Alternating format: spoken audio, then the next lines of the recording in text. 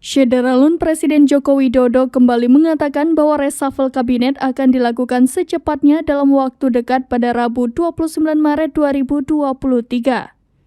Reshuffle kabinet dilakukan menyusul mundurnya Zainuddin Amali dari jabatan Menpora.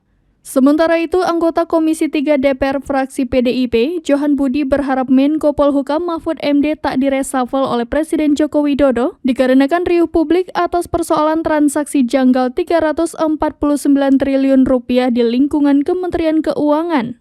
Pasalnya, kata Johan Budi berdasarkan pengalamannya yang pernah menjadi juru bicara istana, Presiden Jokowi paling tidak suka dengan menteri yang berdebat di luar dari perdebatan itu menjadi konsumsi publik. Terpisah, Ketua DPP Partai Nasdem Effendi Khoiri alias Gus Coy menyampaikan partainya tidak masalah jika nantinya memang menterinya turut direshuffle oleh Presiden Jokowi. Sebelumnya, Ketua Umum Partai Golkar Erlangga Hartanto mengatakan bahwa pihaknya sudah menyerahkan nama calon Menteri Pemuda dan Olahraga pengganti Zainuddin Amali kepada Presiden Joko Widodo. Erlangga mengaku menyerahkan lebih dari satu nama calon Menpora kepada Presiden Jokowi, di mana nama-nama tersebut terdiri dari pria dan wanita. Menurut Erlangga, dari nama-nama yang diserahkan nantinya, Presiden Jokowi akan memutuskan.